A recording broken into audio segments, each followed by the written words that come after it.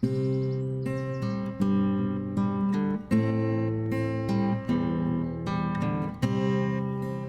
to Narrowboat, the James built. Hope you're well, thanks for joining me. I'm not happy with this. I've read some of the comments from the last video. Basically, my kind of concern with this is that I've got to replicate this throughout the rest of the boat, and this was time consuming because of the spray foam, and there was, given the amount of time I've spent on it, it's not quite the, I mean, the surface looks brilliant. I love it all. It's just that I just don't feel like it's the best fit.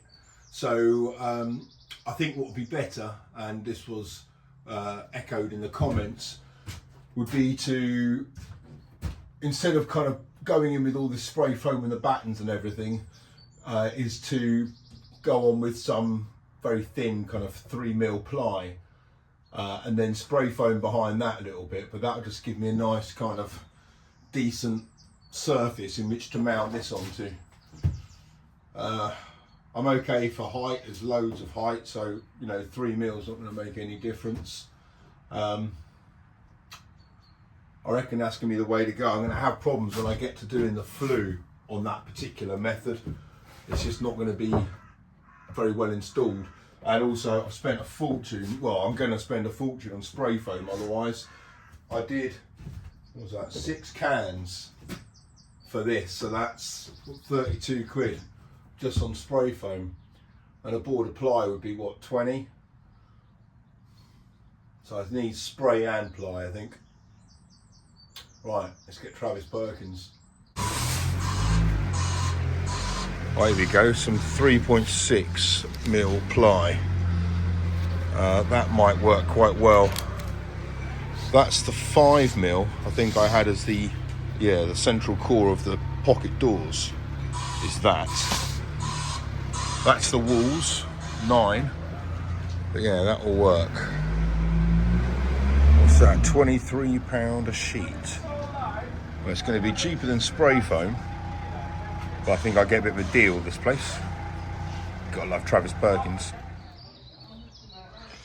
Right, I'm going to slice all these down in the middle to make 2-foot width boards, which then I'll just be able to put back up together, and should be able to get them all in the car. Right, here's all the boards. Now I can take off that one and maybe get rid of this rubber tape as well, because I think the ply will do that job now, and see how this works. Right, now I'm hoping that the shape of the PVC hasn't been distorted. Right.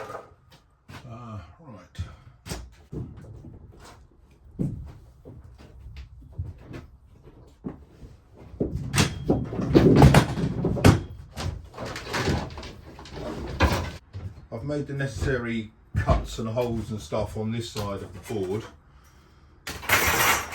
So now I'm going to offer it up, see if I can get it in place.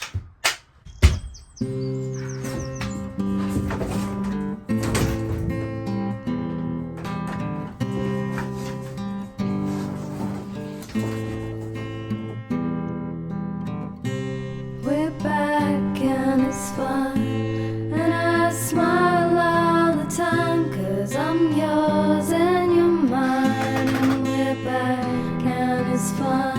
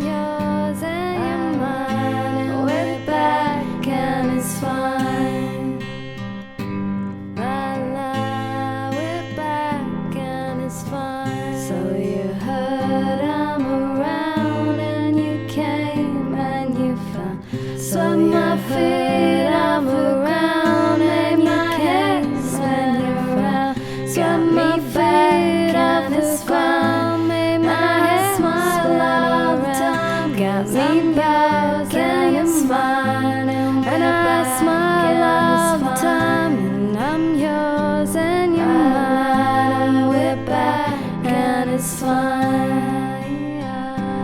La la, we're back and it's fine. We're back and it's fine.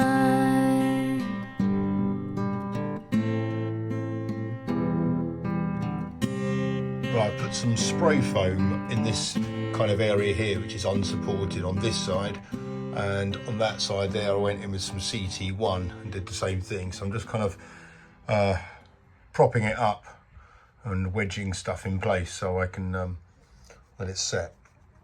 Now I need to turn my attention to this bit here. So the next two boards, well, the next board I've got to do is obviously from that one there to that seam there.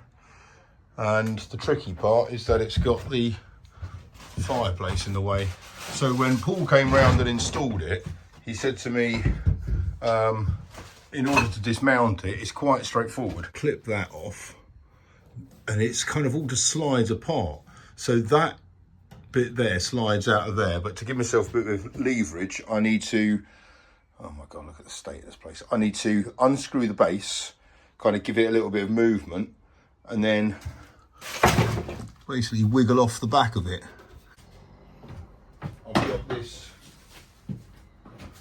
pretty ring.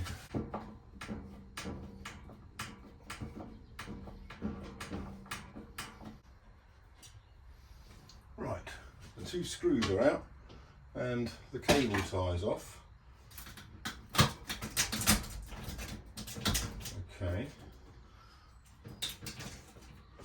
Obviously the diesel lines are all still connected. Right, diesel's off.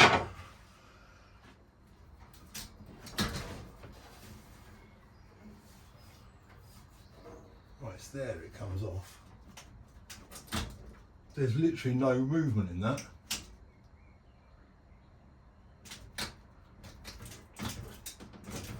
Oh, there's a bit of movement that way. But nowhere near enough to get that off.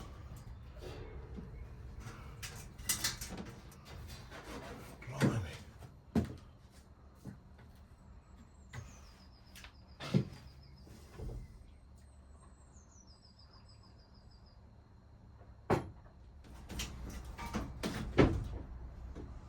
Maybe I should call him.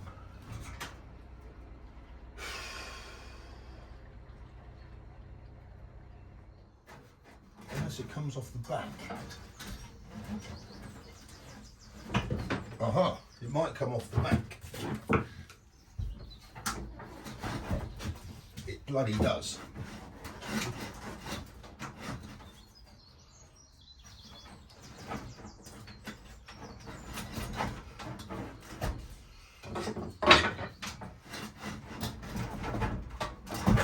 Aha, breakthrough, it's off. Right.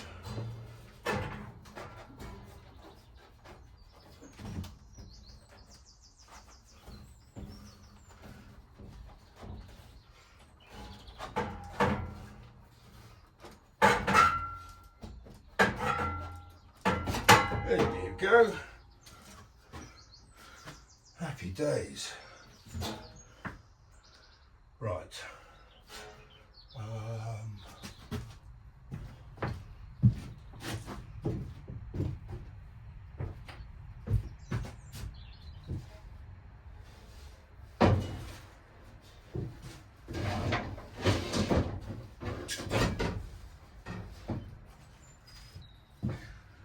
Okay, wow, that looks so different without the fluid. Okay.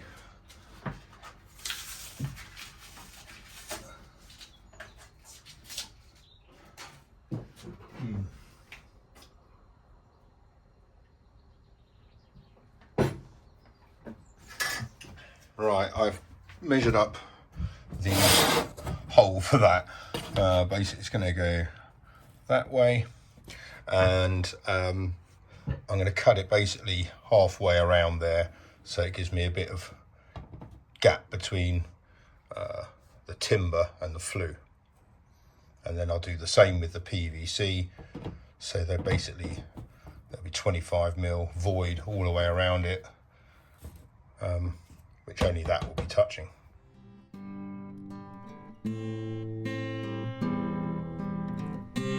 You left and I cried and we talked and you tried, but you couldn't 'cause you lied. So you left and I cried, but we're back and it's fine. And I smile all the time 'cause I'm yours and you're mine. And we're back and it's fine 'cause I'm yours and you're mine. We're back and it's fine.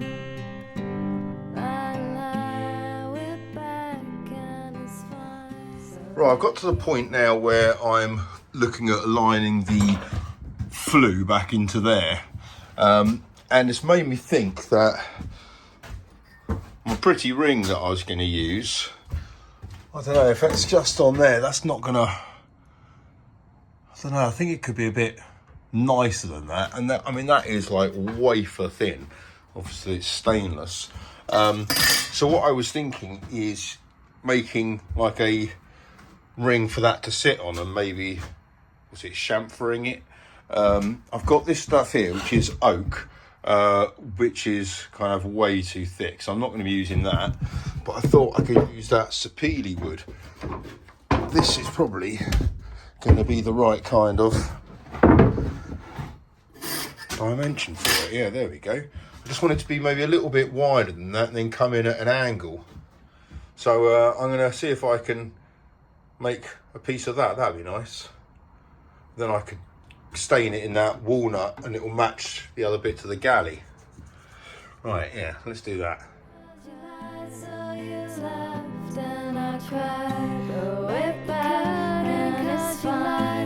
And I smile all the time 'cause I'm yours and you're mine. And we're back and it's fine 'cause I'm yours and you're mine. We're back and it's fine.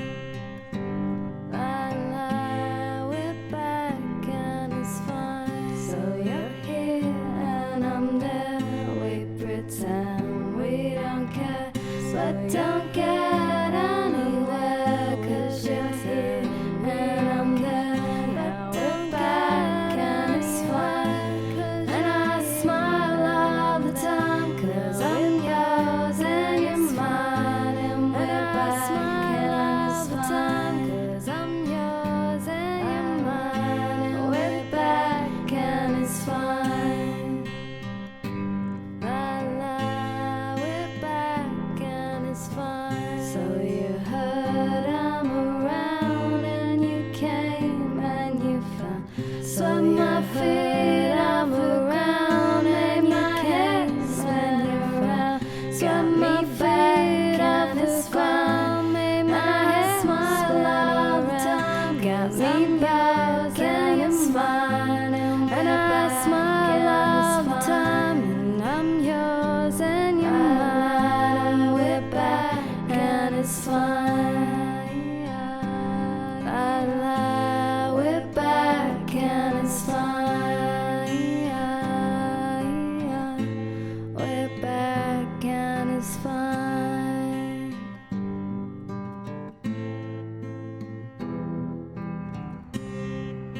Right, that's where I've got up to so far. I've got to go pick up the kids.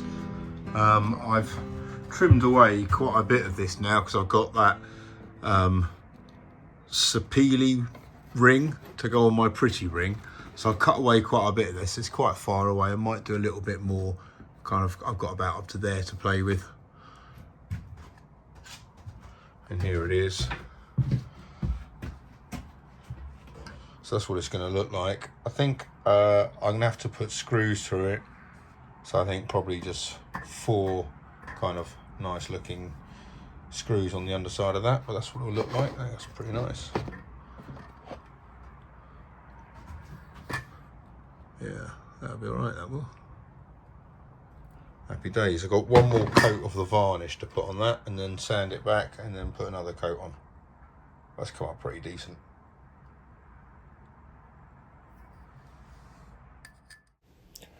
Well, doing this ceiling is turning into a bit of a painful job. I'm pretty sure it's painful for you guys to be watching it as well. But watching it you are, so I thank you very, very much for that. And a special thanks to Mike, Steve, Lee and David for buying me some coffees and PayPal and stuff. It makes a massive difference at the moment. So I'm being very careful with money, try not to waste any, but it's all going on the boat. Thank you very much, guys. Right, I think I'd have to say the only good part about this ceiling is that I've made. That's going to look well nice with the flue in and the that's kind of lines up pretty nicely. Yeah, so when the stuff's off, that's going to look all right. Right, time to get this back in. Hopefully it's all going to line up.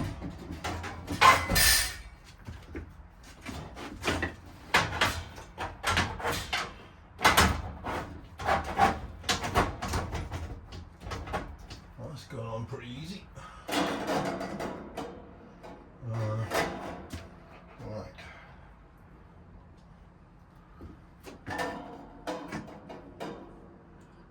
I can line that up.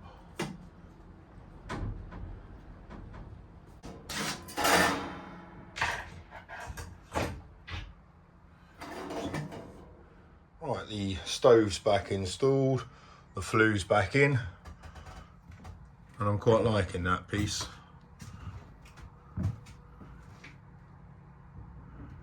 Yeah, I'm happy with that.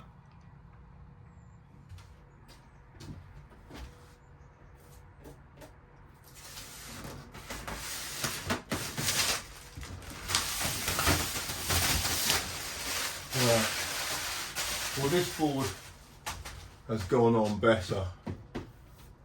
I've got to put the mushroom vent cover in, which will cover up that little crack there. Same with on that one, and obviously all the trim and stuff to go on still. It's taking so long. I've definitely made the wrong choice in sealing, without a doubt. But I've kind of come this far now. The ply boards are obviously fine. I should have gone with just proper ceiling panels, the tongue and groove PVC stuff, or composite, whatever it is. But yeah, I spent quite a bit of money on this stuff, so I'm going to persevere and just hope that once I've got all the trim up and stuff, it's going to be all right. But it's you know, at the moment it's got all the lights in. It's quite nice. It brightens up the inside of the boat quite a lot. I quite like the kind of the reflection of it, but I don't know, it's just not perfect by a long stretch. I've gone on this side here with silicone, which has worked a lot better to stick it to the roof. So yeah, that's all right. But yeah, I wish I could do this again. I mean, I know I could take it off, but as I said, it's the cost of new materials, and as I said, I think once I got all the trim up and everything, I'm hoping it's going to be all right. I'm going to persevere with the ceiling. I'm just carry on with this over the next few days. I've got to get all the hardboard in, and then all that thin ply, and then carry on with this stuff. I'm not going to show it to you because it's basically me just swearing and working above my head and wishing I'd done things differently. So, but I will probably see you in a couple of days' time. Until then, look after yourselves. Take care. Bye-bye.